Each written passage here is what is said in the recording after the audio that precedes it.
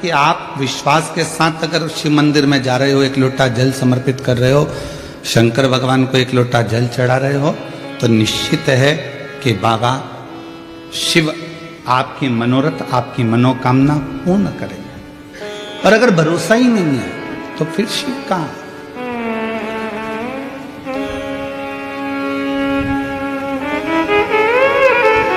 हमारी भारतीय सभ्यता में, भारतीय संस्कृति में, भारत के आनंद में, संस्कृति में, सभ्यता में, भारतीय रीति रिवाज के अंतर्गत जितने भी संबंध है हमारे विश्वास के ही तो हैं, ये भरोसे के ही तो संबंध है। मां को होश नहीं रहता, बच्चा जन्म लेता है। पिता बाहर रहता, बच्चा जन्म लेता है। घर का कोई व्यक्ति भीतर नहीं रहता जब बच्चा जन्म लेता है, और डॉक्टर सिस्टर आकर तुम्हारी गोदी में बच्चे को दे देती है और कह देती है तुम्हारी औलाद है, और हम उसको औलाद मानते। विश्वास, भरोसा,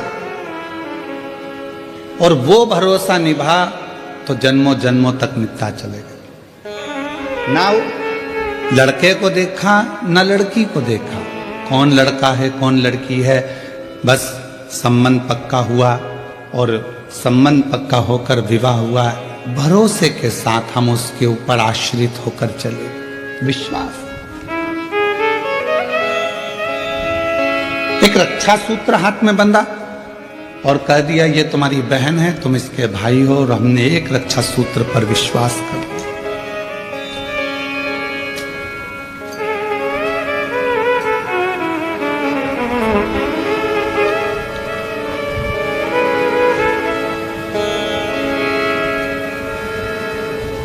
अपने भरोसे को हमने दृढ़ करा, और जितना जितना भरोसे को आप दृढ़ करोगे, जितना जितना विश्वास को दृढ़ करोगे, उतना परमात्मा तुम्हारे करीब में आता जाए।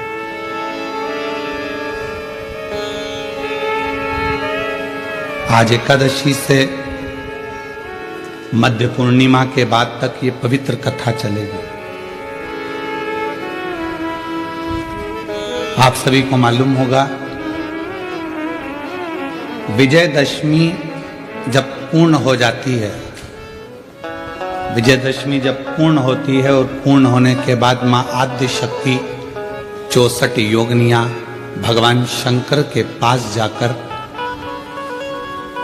पंचरात्रि तक नृत्य करती हैं।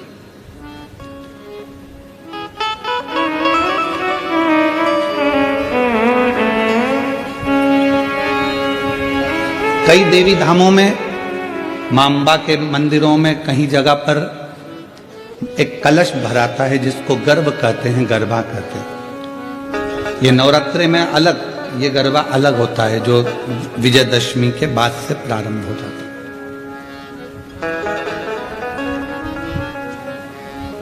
और जरा विचार करिएगा कि शिवजी ने बड़ी कृपा कर कर आप लोगों को उस समय पर ये शिव महापुराण की कथा श्रवण कराई है जिस समय पर 64 योगिनियां भगवान देवाधिदेव महादेव, मां जगत जननी जगदम्बा भगवान शंकर के साथ नित्य लीला करती हैं, नित्य नृत्य करती हैं। और जो भक्त उनकी शिव और शक्ति की कथा कर तत्व ग्रहण करते हैं, उनकी झोलियां खुशियों से भर देती हैं। ये साधना का समय।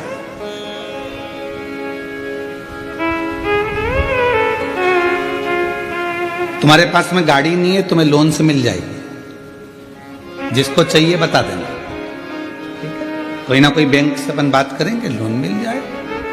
आजकल तो बैंक आगे पीछे घूम रहे हैं, ले लो गाड़ी। अभी अभी दशहरा था, कितनी गाड़ी उठी, सब खुश हो रहे थे, सिर पे फेटा बांध बांध के गाड़ी दी गई। साहब हमने भी ली, हमने भी ली, हमने भी ली, ले तो ली, कब खींच के चली जाएगी मालूम नहीं पड़ेगा। लोन पे गाड़ी मिल सकती है, लोन पर मकान भी मिल सकता है, लोन पर जेवर भी मिल सकता है, लोन पर प्रॉपर्टी भी मिल सकती है, लोन पर आप फैक्ट्री भी डाल सकते हो, लोन पर आप बंगला भी बना सकते हो, पर लोन पर आप इज्जत प्राप्त नहीं कर सकते हो। इज्जत प्राप्त करने के लिए लोन नहीं मिलेगा। इज्जत प्राप्त करने के लिए तो स्वयं को कर्म करना पड़ेगा और श्रेष्ठ कर्म करना पड़ेगा। धन आ जाएगा, गाड़ी आ जाएगी, बंगला आ जाएगा, संपदा आ जाएगी, सब कुछ मिल जाएगा, पर इज्जत बनाना, इज्जत कमाना ये आपके हाथ में, आपके व्यवहार के हाथ में। इसलिए शिव महापुराण की कथा बीच बीच में वर्णन करती रहती है, मत बुरे कर्म कर बंदे वरना पछताएगा, भगवान की आँखों से तू बच नहीं पाएगा, तू बच नहीं पाएगा। अरे ओ अज्ञानी मत कर नादानी, तेरे कर्म का फल भी तू ही पाएगा, जैसा किया तूने तेरे आगे आएगा। मत बुरे कर्म कर बंदे वरना पछताएगा, भगवान की आँखों से तू बच नहीं पाएगा, बच नहीं पाएगा। अरे ओ अज्ञानी मत कर नादानी, अरे ओ अज्ञानी मत करना। धन आ जाएगा लोन पर, गाड़ी आ जाएगी लोन पर, बंगला आ जाएगा लोन पर, जमीन मिल जाएगी लोन पर, जेवर बन जाएगा लोन पर इज्जत लोन से नहीं, आपके श्रेष्ठ कर्म से बनती है, अच्छे कर्म से बनती है। यह आपके ऊपर निर्भर करता है कि आप क्या करें।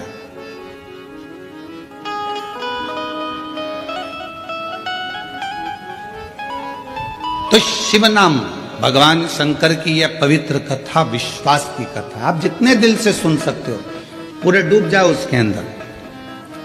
7 दिन हमें मालूम है पहला दिन थोड़ा भारी निकलता है, क्योंकि ये जो तुम्हारा 1 बजे से 4 बजे तक का जो समय है, बर्तन वर्तन मांज के सबको खाना खिला के स्कूल भेज कर, ऑफिस भेज कर, ये समय तुम्हारा थोड़ी देर,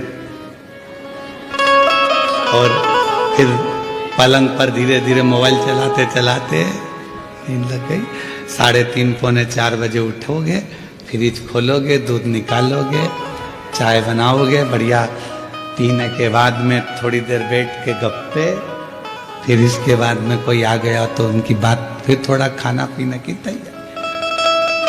अब उस बीच में सियोर वाला महाराज फंस गया, तभी इतना एडजस्ट करना पड़ेगा। पहला दिन इसलिए थोड़ा भारी रहता है, तो सावधान इंडिया, तो थोड़ा पहले दिन वाले जरा सावधानी से सुनना है, बहुत सावधानी से। और जो दीवार के किनारे किनारे बैठे हैं, थोड़ा सावधान आप ज्यादा रहना, ठीक है, क्योंकि कुंभकर्ण की 2 धर्म पत्नियां थीं, एक निंद्रा, एक करकटी। करकटी का पुत्र भीम था, जिसका संगार भगवान शिव जी ने किया तो भीमा शंकर हुआ, 12 ज्योतिर्लिंग में से एक ज्योतिर्लिंग। और दूसरी थी निंद्रा। जब कुंभकर्ण मर गया तो निंद्रा रो रही थी, बहुत विलाप कर रही थी, तो राम जी ने पूछा तुम क्यों रो रही हो, मेरा पति मर गया, मैं किसको सुलाऊंगी। तो राम जी ने कहा चिंता मत करो, शिव महापुराण की कथा जहां कहीं भी हो वहां धीरे से प्रवेश कर जाना, और जो बिल्कुल आराम से टिक कर बैठा हो उसको सुना लेना। तो वो आती जरूर है थोड़ा थोड़ा झपका लेने के लिए, तो थोड़ा सावधान रहिएगा। तो हर हर शिव कृपा, एक विश्वास शिव के प्रति रखिए, भगवान शंकर के। गंगा मैया ने भगवान देवादिदेव महादेव से कहा कि क्या आप मुझे स्वीकार करोगे? क्यों नहीं, क्यों नहीं स्वीकार कर सकते? अगर विश्वास है, भरोसा है, दृढ़ता है और तुम्हारा पूर्ण भरोसा है तो मैं तुम्हें स्वीकार करूं। चली गई गंगा मैया, तब साधना में लीन हो गई। समय आया, भागीरथ बाबा ने तप किया 60,000 काकाओं के उद्धार के लिए। वो तो भागीरथ जी थे जिन्होंने अपने 60,000 काकाओं के उद्धार के लिए तप किया और गंगा जी को पृथ्वी पर लेकर आए। शिव महापुराण की कथा तो यह कहती है कि आप किसी का उद्धार नहीं कर पा रहे तो कम से कम इस आत्मा का कल्याण तो करो, अपने आप का तो उद्धार करो, कुछ अच्छा अपने लिए कर चलो। दुकान पर बैठकर जो तुमने कमाया, ऑफिस में बैठकर जो तुमने कमाया, उसका भोग तुम्हारी पत्नी भी करेगी, तुम्हारा परिवार भी करेगा, तुम्हारे बच्चे भी करेंगे, तुम्हारा कुटुंब भी करेगा, भाई भी करेगा, माता भी करेगी, पिता भी करेगा। दुकान पर बैठकर नौकरी में जो कमाया उसका भोग सब करेंगे, तनख्वाह के हकदार सब रहेंगे।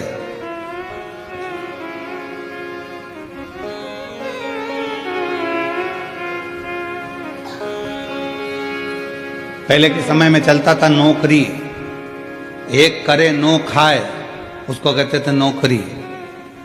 फिर आई चाकरी, एक करे चार खाए, चाकरी। आज के जमाने में चलती है तनख्वाह। व्यक्ति उतना ही कमा पाता है जितना तनख्वाह लेता है, उससे ज्यादा मिल भी नहीं पाता। पर जितना तुमने दुकान पर बैठकर कमाया, जितना तुमने नौकरी कर कर कमाया, उसका तो भोग तुम्हारी पत्नी भी करेगी, बच्चे भी करेंगे, सब करेंगे। पर किस तरह से कमाया है आपने, उसका कर्म का भोग तो केवल आप अकेले को करना, कोई दूसरा नहीं करना। पूछा जाएगा, हर श्वास का एक एक जवाब पूछा जाएगा। पूछते आपका और हमारा तो शुरू से ही आदत बनी हुई है। जब पढ़ते थे, स्कूल जाते थे, उस समय पर भी लोग पूछते थे, क्यों टीचर पूछते थे तुमने ये करके लाए कि नहीं लाए, तुमने ऐसा करा कि नहीं करा, हमने होमवर्क दिया था तुमने करा कि नहीं करा, ये लिखा कि नहीं लिखा, ऐसा करा कि नहीं। तो वो तो क्रम चालू रहता है। तो जब बचपन में टीचर पूछता था, बड़े होकर माँ बाप पूछते हैं, तू वहां गया था, क्या करा, कैसे करा। तो परमात्मा भी तो पूछेगा कि तू नीचे गया था, तुझे मृत्यु लोक में भेजा था और महाराष्ट्र की पवित्र भूमि पर जलगांव में तुझको भेज दिया था, जन्म दे दिया था, तूने वहां जाकर करा क्या, ये बता। सत्संग किया, संतों का सानिध्य किया, सेवा करी, कितनी करी, वो मुझे बता। तो पूछे, फिर आप क्या बोल पाओ। किसी के लिए नहीं कर रहे तो कम से कम इस आत्म कल्याण के लिए, स्वयं के लिए खूब कमाओ, अपनी कैपेसिटी से ज्यादा कमाओ। हम तो हमेशा कहते हैं, तुम अगर अच्छी मेहनत कर सकते हो तो कमाओ, खूब कमाओ। जब तक तुम्हारा शरीर चले तो अच्छी दमदारी से कमाओ, 4-6 प्लाट भी लो, खूब दमदारी से पत्नी के जेवर भी बनाओ। अगर दुकान अच्छी चले, नौकरी अच्छी चले, तो पत्नी के जेवर भी बनाओ, मकान भी लो, प्लाट भी लो, जमीन भी लो, जायदाद भी लो, खूब कमाओ। पर एक बात याद रखना, तुम्हारी नौकरी चले तो तुम ये सब कुछ करो, पर उसी तरह तुम्हारा जब तक शरीर चले तब तक शंकर के मंदिर में जाकर एक लोटा जल भी चढ़ाते। शरीर नहीं चलेगा, दूसरे जाएंगे, हाथ जोड़कर कहेंगे हमारी उनकी तबीयत खराब है, एक लोटा जल चढ़ाकर कहेंगे उनको ठीक कर देना। दूसरा नहीं, अपना स्वयं का, स्वयं के काम आता।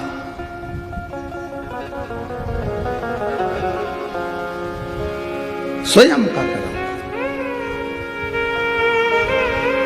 आप और हम। स्वयं अगर भजन कर रहे हैं, कीर्तन कर रहे हैं, भक्ति कर रहे हैं, स्मरण कर रहे हैं, तो उसका फल अपने को मिलेगा। कई लोग अपने पूर्वजों के लिए कथा श्रवण कर रहे हैं, कई अपने पितरों के लिए कथा सुनते हैं, उसका फल उन्होंने सोच के बैठे कि हमारे पूर्वज हैं, हमारे पितर हैं, हमने फोटो रखा, हमने ये करा, तो वो कथा सुनेंगे, सुनेंगे। आपने निमंत्रण दिया उनको, आपने विचार करा कि मेरे गर्भस्थ संतान नहीं है, अगर मैं सुनूंगी हो सकता है बाबा मुझे संतान देगा। विश्वास, भरोसा, दृढ़ता, गंगा मैया ने कहा कि आप मुझे स्वीकार करो। क्यों नहीं करूंगा? भागीरथ बाबा 60,000 राख के ढेर बने हुए कपिल मुनि के आश्रम में जो परिवार के सदस्य थे, काका थे, उन सब के उद्धार के लिए गंगा जी को लेकर आ गए। और गंगा मैया ने कहा कि मैं कहाँ रहूंगी, कौन मुझे धारण करेगा?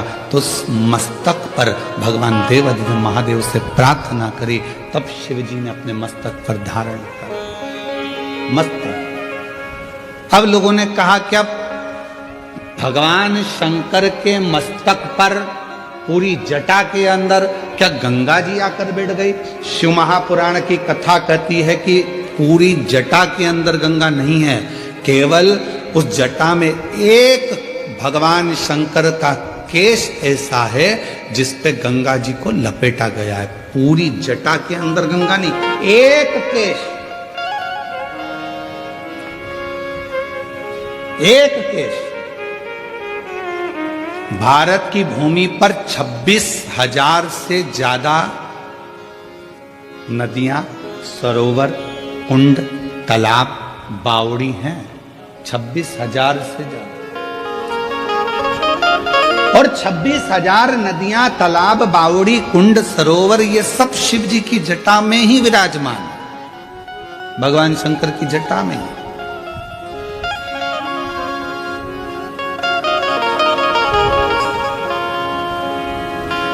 हमारे शास्त्र क्यों कहते हैं प्रदोष आई, आप लोग स्नान करने के लिए नदी, तालाब, कुंड, बावड़ी जा रहे हो? क्यों कहते हैं? हम कहते हैं गोदावरी नहाने के लिए जा रहे हैं, कृष्णा नदी नहाने के लिए जा रहे हैं, गंगा जी नहाने के लिए जा रहे हैं, सरयू जी नहाने के लिए जा रहे हैं, नर्मदा जी नहाने के लिए जा रहे हैं, क्षिप्रा जी नहाने के लिए जा रहे हैं। क्यों जा रहे हैं? क्यों? किस क्यों का? आप जब बार बार स्नान करने का भाव प्रकट करते हो कि हम नहाने के लिए जा रहे हैं, हम गंगा जी नहाने के लिए जा रहे हैं, हम वहां जा रहे हैं, हम वहां जा रहे हैं, क्यों नहाने का भाव तुम्हारे हृदय में आता है? क्योंकि शास्त्र कहता है कि जितनी पवित्र नदियां, ये सब शिव जी की जटा में विराजमान हैं। जब हम किसी पवित्र नदी में डुबकी लगाते हैं तो स्वयं शंकर की जटा में हम स्वयं जाकर विराजमान हो जाते हैं। शिव के मस्तक चढ़ना। मैंने तेरे ही भरोसे बाबा, तेरे ही भरोसे हवा विच उड़ती जावांगी बाबा, डोर तो छड़ना कटती जाएगी। भोले मैं तेरी पत्नी, शंभु में तेरी पत्नी, हवा बिच उड़ती जावांगी बाबा, डोर तो छड़ना कटी जावांगी। भोले जब हम अच्छा कर्म करें तो परमात्मा के करीब में, जब हम किसी पवित्र नदी में स्नान कर रहे हैं परमात्मा के करीब में, जब हम किसी पवित्र नदी के तट पर, कुंड के तट पर, बावड़ी के तट पर जा रहे हैं परमात्मा के करीब में, भगवान के नजदीक में, भगवान के पास।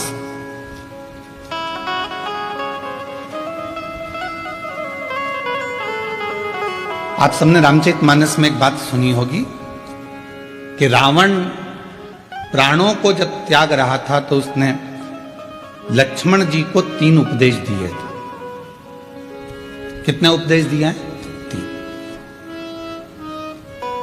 किसने भेजा था लक्ष्मण जी को रावण के पास? भगवान श्री राम। उसका सबसे पहला उपदेश कौन सा था?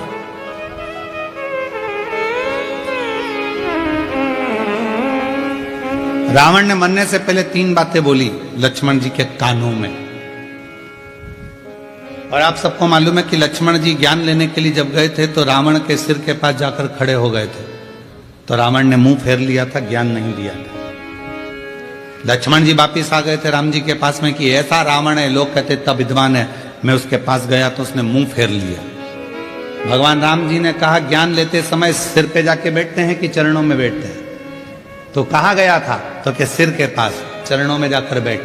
रावण पड़ा है मृत्यु सैया पर, जमीन पर, लक्ष्मण जी उसके चरणों में जाकर बैठ गए तो रावण ने हाथ का इशारा कर कर बुलाया मेरे करीब में। 3 उपदेश रावण ने मृत्यु की सैया पर मरने से पहले लक्ष्मण जी के कानों में दे दिया। पहला, अच्छे कार्य में 1 मिनट की देरी मत करो। लक्ष्मण, यदि कोई अच्छा कार्य हो रहा है और उसमें अगर आपको जाने का मौका मिल जाए तो 50 काम छोड़ दो, सबसे पहले अच्छे काम में पहुंचने का प्रयास करो।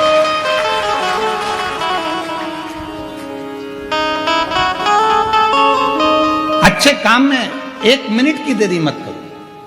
अच्छे कार्य में बिल्कुल देरी ना करिए।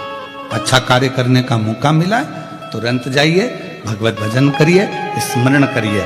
किसी का भोजन कराने का मौका मिल जाए, किसी को पानी पिलाने का मौका मिल जाए। शिव महापुराण की कथा तो कितनी बड़ी बात कहती है कि किसी को अगर गिलास भी पानी का दिया जाए तो ये वाला हाथ को भी छोड़ा ना जाए, इसको भी टच कर लो। हो सकता है कि हमारा जब शरीर, हो सकता है कि ये जो आधा शरीर है, आधा भाग है मनुष्य का शरीर, जो आधा भाग किसी काम को नहीं कर पाता तो मरने से पहले आधा तन काम करना बंद कर देता है। लोग उसको पैरालिसिस कह देते हैं।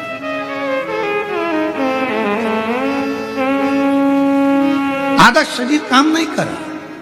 जब भगवत भजन का समय आया, सत्कर्म का समय आया, हम भोजन करा रहे थे, एक हाथ से दे दिया, दूसरा हाथ टच ही नहीं कर पाया। एक हाथ से पानी का गिलास उठा कर दे दिया, पानी भी नहीं पिला पाया। ये आधा अंग किसी काम का नहीं आया। लोगों ने कहा ये लेफ्ट भाग है ना, ये किसी काम का नहीं होता, ये बेकार भाग है। तो कहा इसको अच्छा बनाने के लिए क्या करना पड़ेगा? तो कोई प्यासे को जब पानी पिला रहे हैं तो दोनों हाथों से उस जल के पात्र को दीजिए। यहां तक हमारे पूर्वजों में, हमारे पुरखों में ऐसा नियम चलता था। पूर्वजों में अगर कोई पानी पीता था, ऐसे मुख लगाकर पानी पीते थे तो लोटे से पानी देने वाला दोनों हाथों से पानी डालता था और पीने वाला एक हाथ से पीता था। क्यों?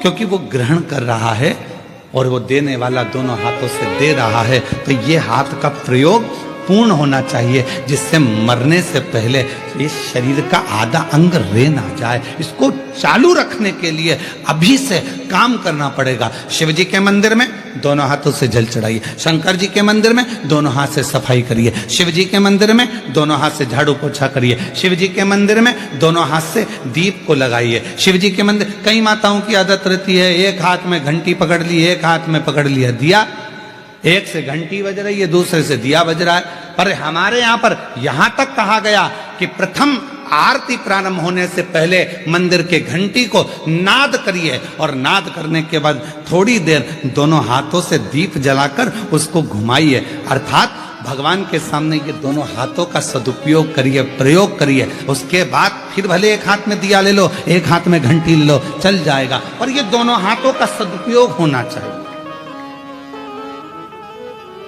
दोनों हाथों का। और कोई पिछले जन्म के अच्छे कर्म मुझे बाबा तेरा साथ मिला, कोई पिछले जन्म के अच्छे कर्म मुझे बाबा तेरा साथ मिला। जहाँ सारी दुनिया झुकती है, जहाँ सारी दुनिया झुकती है, मुझे वो वाली दरबार मिला, दरबार मिला। कोई पिछले जन्म के अच्छे कर्म मुझे बाबा तेरा साथ मिला। पूर्व का कोई कर्म तो अच्छा कर्म। यहाँ तक हमारे शास्त्र कहते हैं, कितना सुंदर कहा, एक चावल के दाने को भी अगर शिव जी पर चढ़ाया जाता है तो डब्बे में से, कई माताओं की आदत रहती है डब्बा खुला हुआ है, डब्बा रखा हुआ है, उसमें से एक चावल का दाना उठाया, शिव जी को चढ़ा दिया। शिव महापुराण की कथा कहती है, डब्बी में से अगर शिव जी को चावल का दाना चढ़ा रहे हो, पहले डब्बी में से उठाकर अपनी हथेली पर रखो, फिर उस चावल के दाने को भगवान को समर्पित करते चलो, समर्पित करते चलो, फिर कर।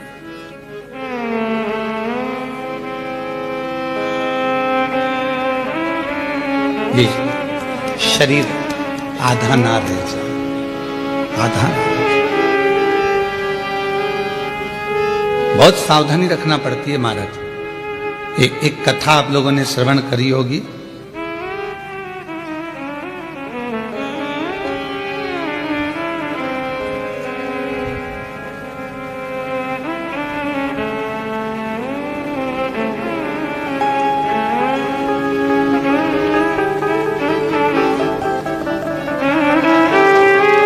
आंत्री ऋषि और अनसुईया माता की।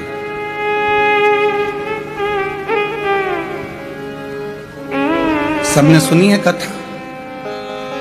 ब्रह्मा, विष्णु और महेश, इन तीनों के घर में बच्चे बने थे। सुनी है ना सबने, श्रीमद् भागवत में तीनों बच्चे। ब्रह्मा जी के अंश से स्वयं चंद्रदेव, भगवान विष्णु जी के अंश से स्वयं दत्तात्रेय, और भगवान देवादिदेव महादेव के अंश से दुर्वासा। सुनिए सबने कथा। अब यहां तक तो आपने कथा सुनी, पर शिव महापुराण में एक पवित्र कथा आती है दत्तात्रेय भगवान की बहन की।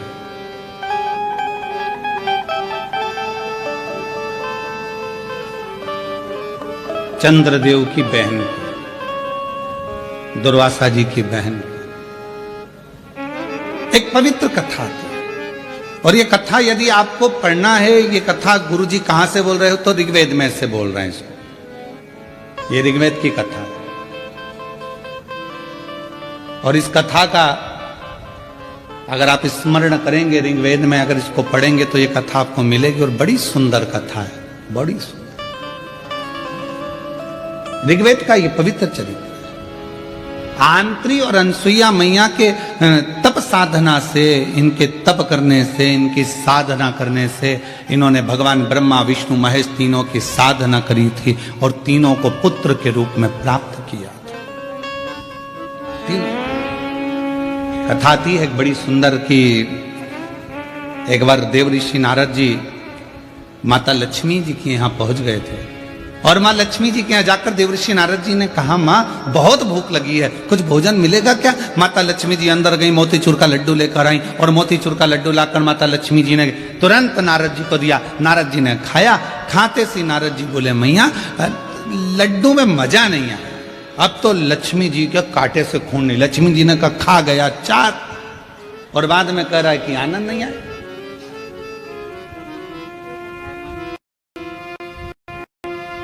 लक्ष्मी जी ने पूछा, ये लड्डू अच्छा नहीं बना? नहीं नहीं नहीं। तो फिर तेरा क्या पेट भरा है? कहीं से खा के आया है तू? व्यक्ति का जब पेट भरा होता है तो उसको अच्छा नहीं लगता। तू कहीं से खा के आया? नारद जी बोले, मैया लक्ष्मी मैया लड्डू तो अनसुईया जी के घर के थे। क्या लड्डू थे? एक लड्डू खा लो और पूरा पेट भर लो। इतने में तो लक्ष्मी जी का हृदय जल गया कि मेरे घर का लड्डू बुरा और अनसुईया के घर का अच्छा। हम हमेशा अपनी व्यासपीठ से कहे हैं कि पतियों से निवेदन है, तुम्हारी पत्नी जैसा भोजन बनाए पेट भर कर खाओ, खूब तारीफ करो, भले रोटी कितनी भी जल जाए, पर तारीफ अच्छी करो। मिर्ची ज्यादा हो गई कोई बात नहीं, बोल दो तू जैसा बोलती है वैसी सब्जी बनी है। अब वो खुद खाएगी जब मालूम पड़ेगा कि मिर्ची तीखी हो गई है। बहुत बाबा की कृपा। रोटी आई, भले वो रोटी कैसी भी हो, पर आज तो तूने पूरा भारत का गौरव बढ़ा दिया, पूरे भारत का। क्या जोरदार लेकर आई है, बहुत जोरदार।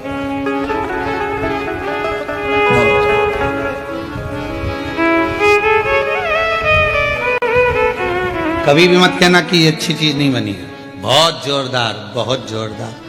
अब लक्ष्मी जी को कहकर नारद जी पहुंच गए माता वीणा देवी के पास में, माँ सरस्वती के यहाँ। मैया भूख लगी है, वहां पर भी कहा है कि लक्ष्मी जी के यहाँ का लड्डू भी ठीक नहीं था, आपके घर का भी लड्डू ठीक नहीं है। लड्डू तो अनसुईया जी के घर का। पार्वती जी के यहाँ पहुंच गए। पार्वती मैया लगी थी, आकड़िया की रोटी बनाई, काकड़िया की साग, पर से माता पार्वती जी पावे भोला,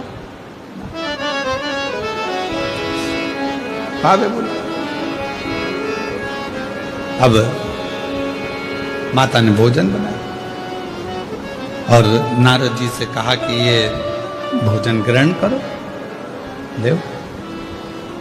अब नारद जी भोजन ग्रहण करने के लिए बैठे और जो मैया ने रोटी दी पाने के लिए, और मैया रोटी दी और नारद जी जैसे ही खाने के लिए बैठे, और खाने के बाद में नारद जी बोले, पहले तो खा ली खूब डपट के, खूब अच्छे से खाई दमदारी से हो।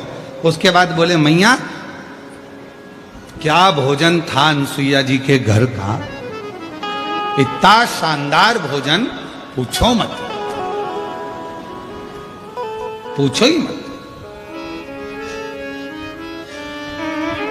दुनिया के लोगों की आदत रहती है, शादी वाले के यहां जाते हैं, खूब डपट के खाते हैं, फिर भी चलते चलते कहते हैं पानी पूरी का पानी अच्छा नहीं था, चलते चलते। वो इडली तो इतनी कड़ली बनी थी ना, खा गई 4, और बाद में करे कि वो इडली कड़ली रह गई थी, पकी नहीं थी, थोड़ी और सीज जाती तो अच्छी हो जाती। क्योरी बिंदड़ी सही है कि गलत है? अब वो बिंदड़ी भी हाँ कह रही, हाँ मम्मी बिल्कुल सही बात। वो खा गई। तीनों देवियां इकट्ठी हो गई एक जगह पर, और तीनों ने विचार करा, क्यों नारद आया था क्या? हाँ। क्या कह रहा था? बस लड्डू खा के चले गए, और अनसुईया जी है, कोई उनका गुणगान कर रहा था। अनसुईया? हाँ, मेरे पास भी बोला, मेरे पास भी बोला, परीक्षा लेना चाहिए, किसको भेजेंगे? तीनों देवताओं को भेज दो। ब्रह्मा विष्णु महेश के पीछे पड़ गई तीनों देवियां, जाओ जरा परीक्षा लेकर आओ। अनसुईया जी के दरवाजे पर जाना नहीं चाहते थे, क्योंकि वो पतिव्रता धर्म का पालन करने वाली थी। वो पति को परमेश्वर के रूप में पूजती थी। हम कैसे उसके यहाँ चले जाएं, कैसे परीक्षा ले? बहुत कठिन है परीक्षा। जैसे लिंग पुराण में एक शब्द आता है, वेद व्यास जी वर्णन करते हैं लिंग पुराण के अंतर्गत कि शंकर जी के मंदिर में जो प्रतिदिन जाकर दर्शन करता है, उसकी जिंदगी में कभी अंधेरा नहीं आता है। लिंग पुराण में वेद व्यास जी कहते हैं, जो शिव के मंदिर में जाकर प्रतिदिन दर्शन करता है, शंकर के मंदिर के सम्मुख में पहुंचकर हर हर महादेव कहता है, उसकी जिंदगी में कभी अंधेरा नहीं आता। वो कभी गम में, दुख में, तकलीफ में, कष्ट में नहीं डूबता है। देव अधिदेव महादेव उसको हर पल ज्ञान का प्रकाश, लक्ष्मी का प्रकाश, भक्ति का प्रकाश देते ही रहते हैं। ये लिंग पुराण कर रही है, ये लिंग पुराण वर्णन कर रही है। देव ऋषि नारद जी ने जो करा वो ठीक नहीं करा। ब्रह्मा विष्णु महेश तीनों से कहा, देवियों ने जाओ जरा परीक्षा लो, तीनों परीक्षा लो।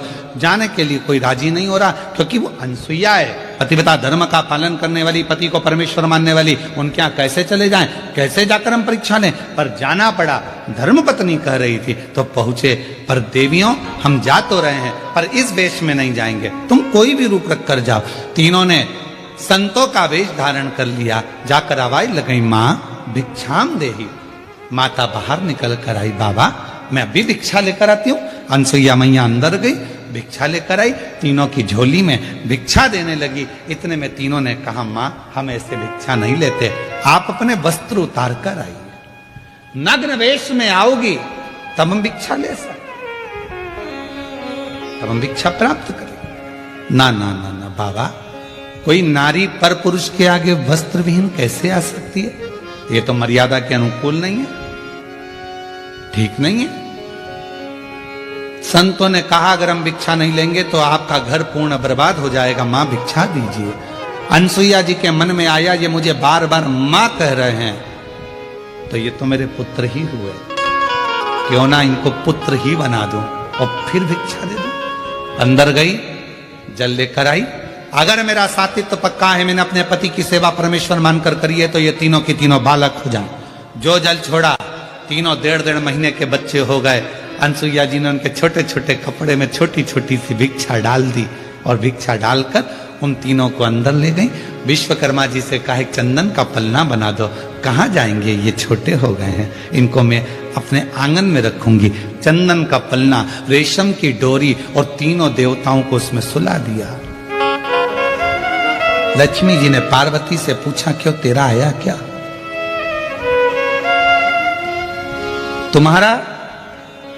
तुम्हारा 8 दिन निकल गए, पता ठिकाना नहीं।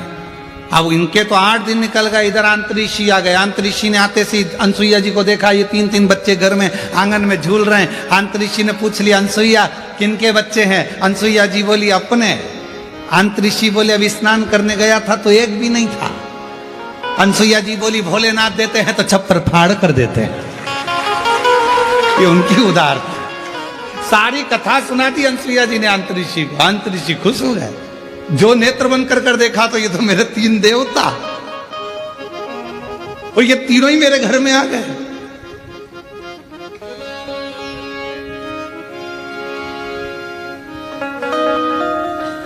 अरे भाई, बैंक का बहुत बड़ा ऑफिसर, मैनेजर, और तुम्हारी उससे पहचान कितनी भी हो, भले कितनी भी हो, वो तुम्हारे बिना नहीं रहे, तुम उसके बिना नहीं रहो, फिर भी क्या बैंक का मैनेजर बैंक का पैसा तुम्हें दे देगा? अरे बोलो तो जम के, नहीं। तुम्हारा कुछ होगा तो दे देगा, पर वो अपना नहीं देगा। अंतरिक्षी को समझ में आ गया, आज पूरे ब्रह्मांड के 3 देवता मेरे पास पहुंच गए, सुन दो। अंतरिक्षी पलना झुलावे, आनंद ले, आनंद प्राप्त। समय बीता, ऐसा समय बीता, तीनों देवियां आपस में सोच ही रही थी, तभी सामने से देवऋषि नारद निकल कर जा रहे थे। लक्ष्मी जी ने आवाज लगाई, बेटा नारद, ओ बेटा नारद।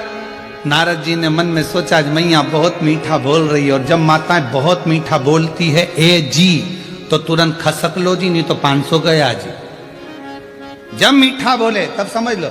नारद, ओ बेटा नारद। नारद जी को समझ में आया कि मैया बहुत मीठा बोल रही है। नारद जी आए, हाँ माँ क्या बात है? माँ तुमने कहीं तुम्हारे पिताजी को देखा है, भगवान नारायण को? इतने में नारद जी ने कह दिया, मैया वो पलना में झूल रहे हैं। अब तो लक्ष्मी जी के हृदय में आग लग गई, मेरा इतना बड़ा पति पलना में झूलता है, क्यों मूर्ख बनाता है, चल निकल यहां से। नारद जी चले, सरस्वती जी को भी कहा, ब्रह्म पार्वती जी को भी कहा, तीनों देवियों ने नारद के हाथ जोड़ लिए, हमारे पति हमको कैसे मिलेंगे? माँ, जैसे तुम्हारे पति मांगने गए थे भिक्षा, वैसे तुम चली जाओ भिक्षा मांगने। जब अनसुईया जी भिक्षा देने का वचन दे दे, तब उनको मांग लेना, अन्न की जगह पति मांग लेना, उसमें क्या दिक्कत वाली बात है। तीनों देवियां जाने लगी। लक्ष्मी जी बोली, नारद, मैं राजरानी पटरानी लक्ष्मी, बैकुंठ की महारानी लक्ष्मी, दुनिया के लोग मेरे सामने मांगते हैं, मैं किसी के सामने हाथ नहीं फैला सकती। सरस्वती कहती है, मैं भी किसी के आगे हाथ नहीं फैला सकती। पार्वती जी कहती है, मेरी तो दौलत ही मेरा पति है, तुम खड़ी हो जाना, मैं आवाज लगा दूंगी कि भिक्षाम देहि, मैं बोलूंगी। चलो चल दिया, आवाज लगाई, माता, दरवाजा बंद था, पार्वती जी ने आवाज लगाई, माता भिक्षाम देहि। शिव जी बीच में सो रहे थे, इधर नारायण, इधर ब्रह्मा। जैसी पार्वती जी ने आवाज लगाया, माता भिक्षाम देहि, शंकर भगवान मुस्कुराए, दोनों देवताओं को कोनी मारकर बोले, मेरी आ गई है, मेरी पार्वती आ गई। भगवान नारायण ब्रह्मा जी बोले, अकेले नहीं जाओगे, अभी नहीं जाना। आवाज पहचानते थे, आवाज तुरंत।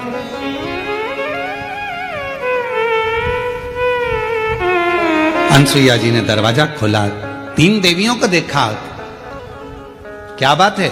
माता भिक्षा चाहिए। क्या चाहिए भिक्षा में? जो पलने में सो रहे हैं वो हमारे स्वामी हैं, हमको दे दीजिए। वो तुम्हारे स्वामी? हाँ, अगर वो तुम्हारे स्वामी है तो मैं तुम्हारी सास हूं। थोड़ी देर में अंतरिक्षी आए, अंतरिक्षी ने पूछा, अनसुईया कौन? अनसुईया जी बोली, ये तुम्हारी बहुएं हैं। बहुओं से कहा, जाओ ससुर के पांव छुए। जो पांव छुए तो अंतरिक्षी ने अनसुईया का हाथ पकड़कर एक साइड ले जाकर कहा, पागल हो गई है, बेटे तेते से बहू लिया साथ साथ हाथ की, ये क्या कर रही है? इतना सा बेटा और बहू 7 हाथ की, इतनी बड़ी। अनसुईया जी बोली, आजकल की बहुएं कमाता हुआ पति मिल जाता है तो लेकर के अलग हो जाती हैं और सोचती हैं कि हमारा पति कमा रहा है। एक माँ ने कैसे पाल पोस कर बड़ा करा होगा मालूम पड़ेगा, ले जाओ। अब तुम पालो, तुम पोसो अपने पति को, तब मालूम पड़ेगा कि एक माँ किस तरह से अपने बच्चे को बड़ा करती है। ले जाओ उठा के। अब पार्वती जी लक्ष्मी जी से पूछी कि इन 3 में से मेरा है कौन सा। हर माल 2 रुपया। अब समझ में भी तो आना चाहिए कि इसमें है कौन सा। उठाया, लक्ष्मी जी ने एक उठाया। उनको क्या मालूम था कि ये मेरे पति नहीं है, उनने ब्रह्मा जी को उठा लिया। सब बदल बदल कर उठा रही थी। आंत्री जी ने कहा ये भ्रम है, इनको सुलाओ। चरणों में पड़ गई, माँ हमारे पतियों को बड़ा कर दीजिए। हाथ में जल लिया, अगर मेरा साथित्व पक्का है, मैंने अपने पति की सेवा परमेश्वर मानकर करी है, तीनों बड़े हो जाएं। तीनों बड़े हो गए, तीनों देवियों के साथ जाने लगे तो अनसुईया जी रोने लगी। ये चले जाएंगे तो हमारी गोद सुनी हो जाएगी, इस गोदी में कोई तो रहना चाहिए। ब्रह्मा जी ने अपने अंश से चंद्रदेव को प्रकट कर दिया। भगवान विष्णु ने अपने अंश से दत्तात्रेय भगवान को प्रकट कर दिया और भगवान शंकर जी ने दुर्वासा बाबा को प्रकट कर दिया। मां, ये 3 पुत्र तेरे इसी संसार में भव सागर से उबारने के लिए रहे। तीनों देव चले, समय एक दिन। अब आइए ऋग्वेद की कथा। अनसुईया जी बैठी हुई थी और मां अनसुईया जी ने कहा अंतरिक्षी से, मेरे 3 पुत्र हैं पर मेरे घर पुत्री नहीं।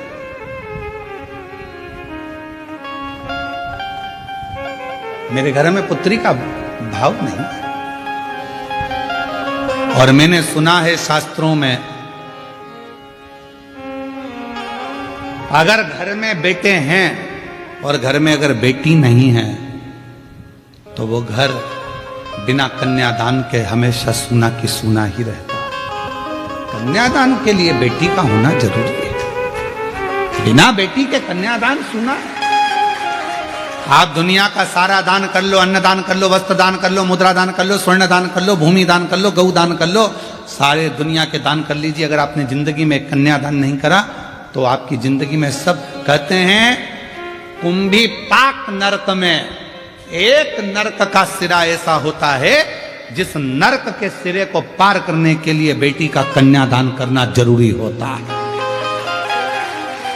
इसलिए हम शिव महापुराण की कथा में हर पल हर घड़ी बेटियों को संकल्प दिलाते रहते हैं, बेटियों से कहते रहते हैं तुम कितनी भी अच्छी पढ़ाई करो, कितने भी अच्छे कॉलेज में रहो, कितनी भी अच्छी एजुकेशन करिए, कितनी भी अच्छी नौकरी करिए, कितने भी तुम्हारे दोस्त बन जाए, पर मेरा बेटियों से हमेशा निवेदन रहा है और आज भी ऑनलाइन शिव महापुराण की कथा जो जलगांव से चल रही है, आप सब बेटियों से निवेदन करूंगा कि निवेदन है अपने माँ बाप को कन्यादान का मौका जरूर देना।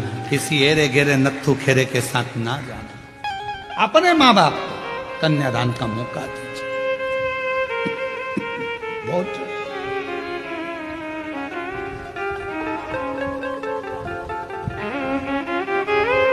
कितना सुंदर कहा, माँ बाप चले जाते हैं तब बेटा तर्पण करता है, माँ बाप चले जाते हैं तब बेटा पिंड देता है, माँ बाप चले जाते हैं तब बेटा भोजन कराकर तर्पण श्राद्ध पिंड देता है और अपने पूर्वजों को तारता है। पर बेटी, जिस दिन माँ बाप अपनी बेटी का कन्यादान जीते जी कर देते हैं, उसी पल उसी घड़ी माँ बाप को नरक नहीं जाना पड़ता। फिर बेटा पिंड दे तो ठीक, तर्पण करे तो ठीक, तिलांजलि करे तो ठीक, माता पिता बैकुंठ का पथ जाते ही एक बेटी का। पर आजकल की उल्टी रीति है, बेटा हो जाए तो मां खुश और बेटी हो जाए तो चेहरा उतर जाता। चाय की जो केतली होती है ना, केतली तुम्हारे क्या बोलते, डोलची केतली क्या होती है, जब वो बहू हॉस्पिटल में रहती है तो घर की जो लेडी से रहती हैं तो वहाँ हॉस्पिटल ले लेकर रोज 2-3 दिन तक जाती हैं। दूध की केटली, डंगल, क्या बोलते हैं, केटली बोलते हैं ना, और ऐसी रहती है, उसमें कड़ी लगी रहती है नीचे, उसको हिलती रहती है। अब आजकल वैसी नहीं रही तो इतना लंबा थर्मस हो गया, उसमें भी लटकता रहता है। तुम देखना अगर घर में बेटा हो जाए ना तो जो केटली लेकर आती है ना उसकी केटली बहुत हिलती है और थर्मस बहुत हिलता है। सिर पे पल्लू भी छोरा हुआ है, बेटा हुआ है, दादी बन गई, दादी बन गई, और हॉस्पिटल से सीधी बिना पल्लू हिले, नॉन स्टॉप, केटली भी बिना हिले जा रही है। तो पूछने की जरूरत नहीं है कि लड़का हुआ कि लड़की, समझ में आ जाएगा लड़की हुई है। ना केटली हिली ना मुंडा हिला, छोड़ी चली जा, बोली नहीं। पर कौन समझाए कि बेटे से ज्यादा अगर बेटी एक घर में जन्म ले लेती है, बेटा एक कुल को तारता है और बेटी 2 कुल को तार देती है। 2 कुल। आज जितनी माताएं बैठी हैं, आप सब कथा श्रवण कर रही हो, जरा विचार करिएगा, ससुराल की 71 पीढ़ी और मायके की 71 पीढ़ी। एक नारी जब शिव महापुराण की कथा श्रवण करती है, शंकर जी पे 1 लोटा जल चढ़ाती है, तो उसका आधा एक नारी का क्योंकि पुरुष का 1 गोत्र होता है। पुरुष के कितने गोत्र होते हैं? 1। पर लड़की के कितने गोत्र होते हैं? 2। कुंवारी रहती है तब पापा का गोत्र, ब्याह हो गया तो माँ का गोत्र। तो ईमानदारी से बोलो, क्या तुम्हारा वो माँ बाप का जो गोत्र है वो तुमसे छूट गया क्या? नहीं छूटा, छूटा नहीं है। तो वो गोत्र कहां काम आता है? जब नारी पूजन करती है, व्रत करती है, आराधना करती है, साधना करती है, शिव महापुराण की कथा श्रवण करती है, तब उसका पुण्य 2 भाग में बढ़ जाता है।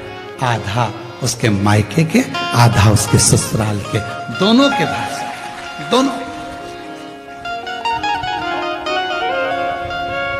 71 उसकी भी पार कर दी, 71 इसकी भी पार कर दी। एक बेटी, एक बेटी दोनों कुल को पार कर, दोनों। दीदी हम धन्यवाद देंगे आपको, ममता श्रीकांत बोडरे माली जी। ये कथा होती सीहोर से ऑनलाइन, पर आपको साधुवाद इसलिए देंगे कि आप इस कथा को खींचकर जलगांव से लेकर, और आपने एक ही शब्द कहा, गुरुजी कथा तो तीर्थ में तो होती रहेगी, बाबा के धाम पर भी होगी, पर यह कथा यदि जलगांव में ही ऑनलाइन हो जाए तो हमारे दोनों कुल तर जाएंगे। और आज आपको मैं साधुवाद देता हूं कि आपने ये कथा को ऑनलाइन कराकर दोनों मायके का भी और ससुराल का भी, दोनों कुलों को पार किया, दोनों कुल।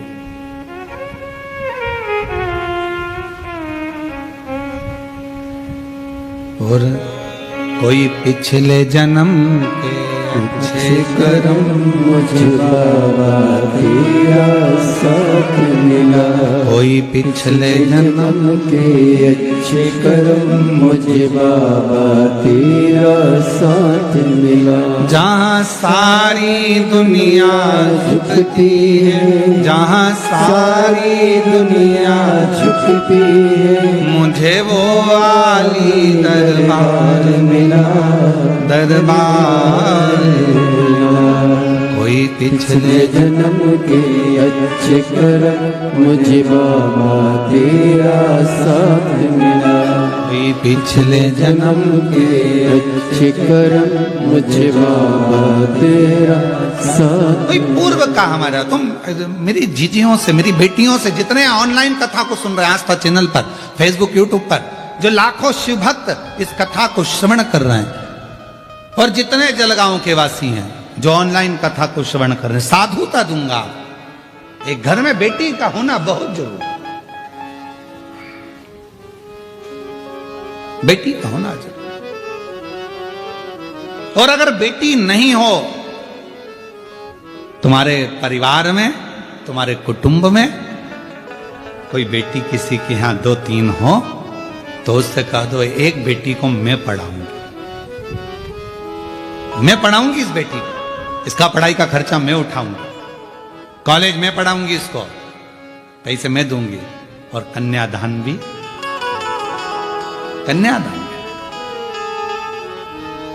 एक मौका कन्यादान का मिले। और बेटियों से निवेदन है, अपने माँ बाप को तुम खूब पढ़ो, खूब खूब उन्नति करो, खूब आगे बढ़ो, पर एक निवेदन है अपने माँ बाप को कन्यादान का मौका जरूर,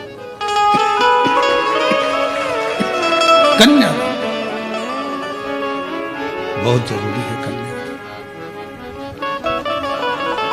अनसुईया जी ने कहा कि आंत्री बाबा मेरे घर में बेटी नहीं और मेरे बेटे ये चले जाएंगे, तो बेटी का होना जरूरी है, बेटी का। तब अनसुईया जी के भाग्य में बेटी का सुख नहीं था। आंतरिक ऋषि ने कह दिया कि तुम्हारे यहाँ बेटी का सुख नहीं, ये देवता भी आए हैं, तुम्हारे पुत्र बनकर, बेटे बनकर आए हैं, बेटी का सुख तुम्हारे यहाँ। पर मानी नहीं, मानी नहीं। समय आया, अनसुईया जी के घर में एक बेटी का प्रागट्य हुआ।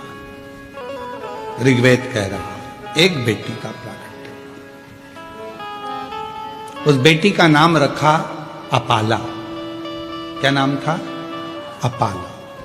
कोई तुमसे पूछे कि दत्तात्रेय भगवान की बहन का नाम क्या है तो क्या बताओगे? अपाला। कोई तुमसे पूछे चंद्रदेव की बहन का नाम क्या है? अपाला। कोई तुमसे पूछे दुर्वासा जी की बहन का नाम क्या है? एक बेटी ने जन्म दिया, उसका नाम था अपाला।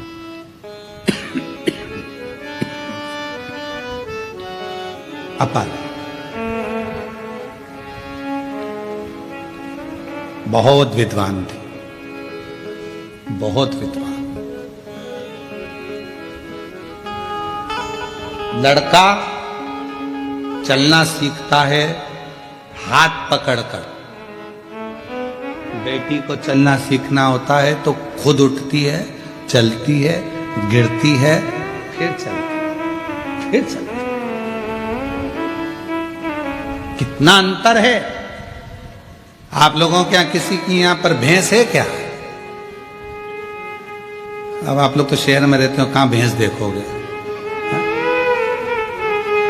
पर जो कथा सुन रहे हैं उनको देख वो लोग ध्यान रखेंगे जिनका खेती बाड़ी है, किसानी है, दूध के लिए लोग भैंस रख लेते हैं। एक भैंस का बेटा होता है और एक गाय का बेटा होता है।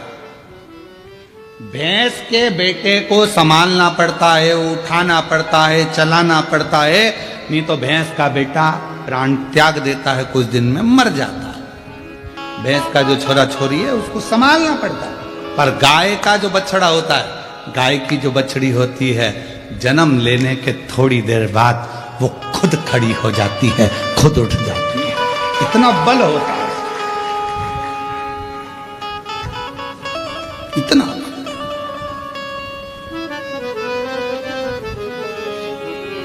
और शंभु शरण मांगू घड़ी दुख काटो दया करी दर्शन आपो शंभु शरण पड़ी मांगो घड़ी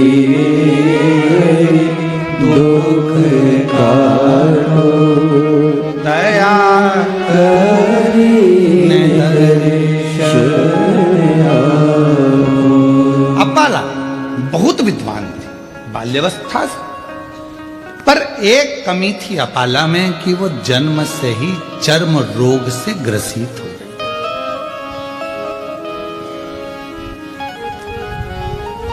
शरीर में एक रोग हो गया था, चर्म रोग। अपाला उससे ग्रसित। कहा है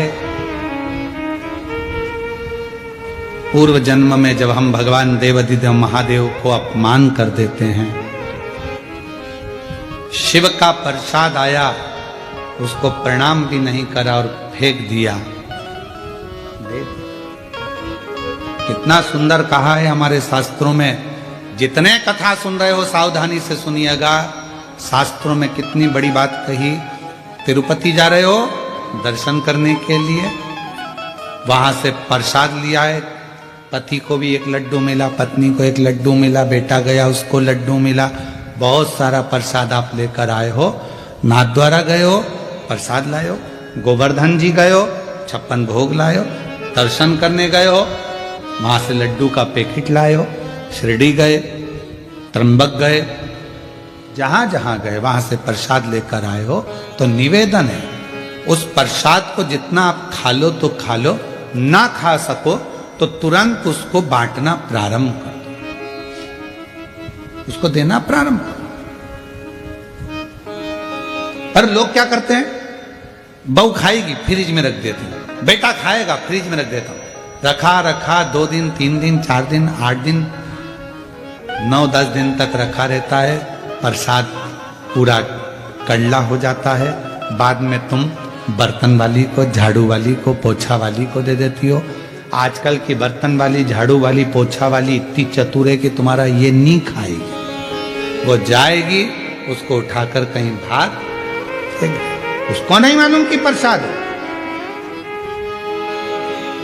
उसने उठाया बाहर डाल, पड़ा पांव में आया, लात में आया, बाद में वो प्रसाद का दोष किसको लगा, जो लेकर आया। जिसने फेंका उसको नहीं, जो लाया था दोष उसको लगा। तुमने तो गाय दान करी, पर वो गाय अगर दुख पाएगी तो दोष किसको लगेगा, जिसने गौदान करी। तुमने कन्यादान करा, कन्या को दुख आया तो दोष किसको लगेगा, जिसने कन्यादान करा। तुमने तो भिखारी के कटोरे में पैसा दिया उसके भोजन के लिए, उसने मदिरा में लगा दिया, मांसाहार में लगा दिया, जुए में लगा दिया, दुख किसको होगा, जिसने दान किया।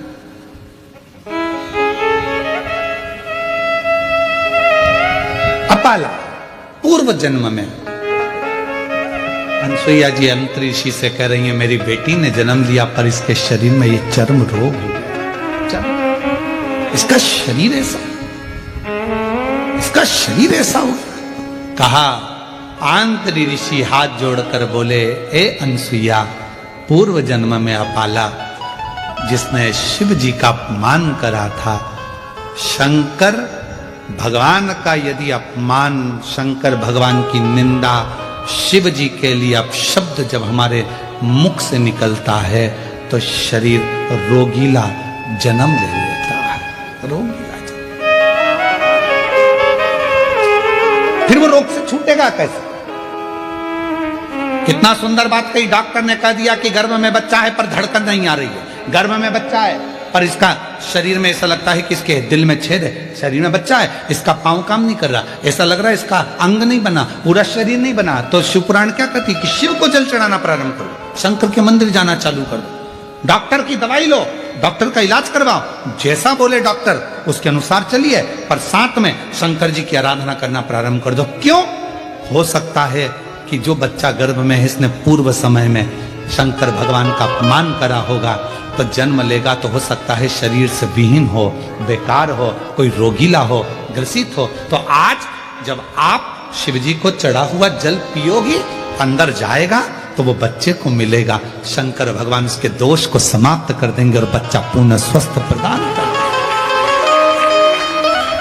पर लोगों ने उल्टा चला, दुनिया के लोगों ने उल्टा चल दिया। कई माताएं कह देती है अगर गर्भ में बच्चा है तो शंकर जी के मंदिर मत जाओ, कोई कह देता है बच्चा ऐसा उसको अंधा हो जाएगा, ये हो जाएगा, वो हो जाएगा। पर शिव महापुराण की कथा कहती है अगर बच्चा गर्भ में है 9 महीना आप शंकर की आराधना में लग जाओ, शिव जी के मंदिर जाना प्रारंभ कर दो, शंकर को 1 लोटा जल चढ़ाना प्रारंभ कर दो, बेलपत्र की छांव में 2 मिनट खड़े रहना प्रारंभ कर दो। तुम्हारा बच्चा अगर कैसा भी जन्म ले रहा होगा तो वो बच्चा स्वस्थ ही पैदा होगा, स्वस्थ ही पैदा।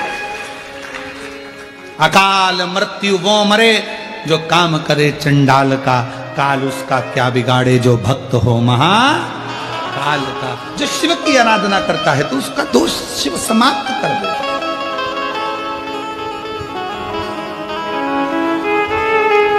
पूछा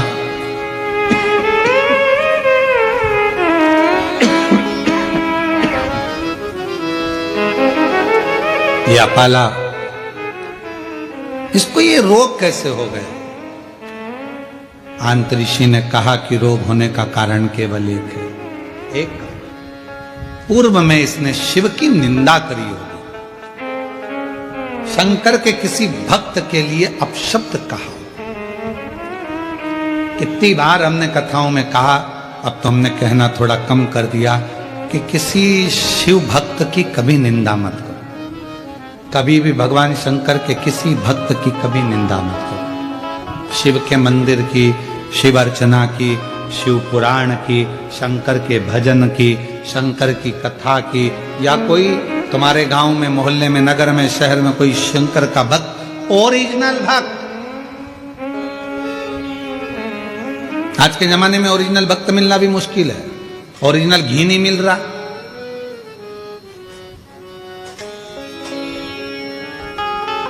ओरिजिनल चाय की पत्ती नहीं मिल रही, ओरिजिनल सब्जी नहीं मिल रही, तो ओरिजिनल गुरु मिले कहां से? ओरिजिनल भक्त मिले कहां से? फिर मिलते हैं डुप्लीकेट। टीवी खोलो तब मालूम पड़ता है, अरे बा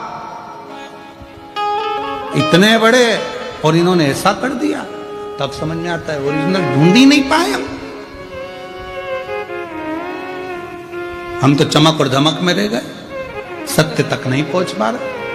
ओरिजिनल कोई शिव का भक्त मिल जाए, कोई शंकर का उपासक मिल जाए, कोई शिव का स्मरण करने वाला मिल जाए, कोई शंकर की आराधना करने वाला मिल जाए, कोई शिव का गुणगान करने वाला मिल जाए, निंदा से परे हो जाए। निंदा से, निंदा से। और महाराज, महादेव नमन चरणों स्वीकार कीजिए, सबका किया है मेरा भी उद्धार कीजिए, उद्धार कीजिए।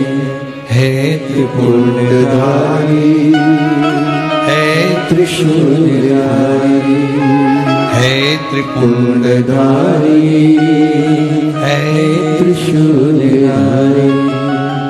चरणों में तेरे बाबा जी पावन है चरोदा, चरणों में तेरे बाबा जी पावन है चरोदा।